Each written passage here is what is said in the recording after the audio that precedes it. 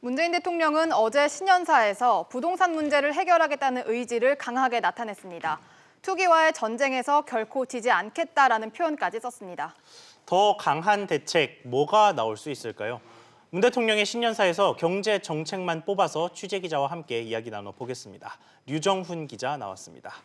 류 기자, 네. 이 문재인 대통령이 전쟁이라는 좀 다소 강경한 표현까지 썼습니다. 네, 그렇습니다. 문 대통령은 신년사에서 부동산 시장의 안정, 실수요자 보호, 투기 억제에 대한 정부의 의지는 확고하다면서 부동산 투기와의 전쟁에서 결코 지지 않을 것이라고 말했습니다. 문 대통령의 평소 스타일을 감안하면 전쟁이라는 표현은 매우 이례적인데요. 정부가 또다시 추가 조치를 내놓을 것이라는 분석이 나오는 이유입니다. 네, 그런데 바꿔보면 여전히 시장이 불안하다 이렇게 들리는데요.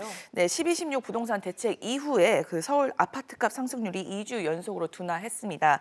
특히 강남 4구에서 크게 둔화했는데요.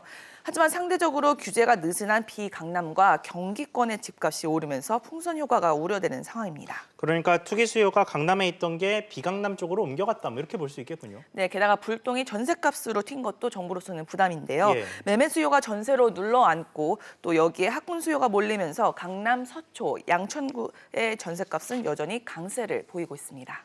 네, 사실 나올 만한 부동산 대책이 거의 다 나왔는데 또 여기에 더 내놓을 만한 대책이 있을까요? 네, 전문가들은 정부가 우선 실거래가 조사, 그리고 자금 출처 조사, 세무 조사 등 압박 강도를 전방위적으로 높일 것으로 예상하고 있습니다. 부동산 보유와 거래에 대한 세금 부담을 늘려서 수요를 제한하는 대책을 검토할 것으로도 보이고요. 투기 지역과 투기 과열 지구 확대, 일각에서는 참여정부 시절에 위헌 소지 등으로 철회된 주택거래 허가제까지 꺼낼 수 있다라는 관측이 나옵니다. 네, 이 부동산 관련 이야기는 이 정도로 하고 문재인 대통령 신년사에서 그 외에 주목할 만한 경제적인 내용은 뭐가 있었습니까? 네, 국정기조 전반으로 보면은 문 대통령은 하반기에도 소득주도 성장, 혁신성장, 공정경제라는 기본 틀은 그대로 가져갈 것으로 보입니다. 예. 특히 경제 분야에서 공정의 가치를 달성하기 위해 여러 대책에 속도를 내겠다는 언급이 주목할 만한데요.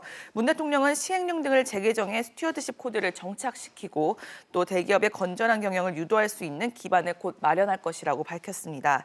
재개 반발에도 밀어붙이겠다라는 의지 표명으로 볼 수 있습니다. 덧붙여 공정경제를 위한 상법 개정, 수출과 설비 투자 플러스 반등을 통해 성장률을 높이겠다라는 의지를 강조했습니다. 네, 류 기자 잘 들었습니다.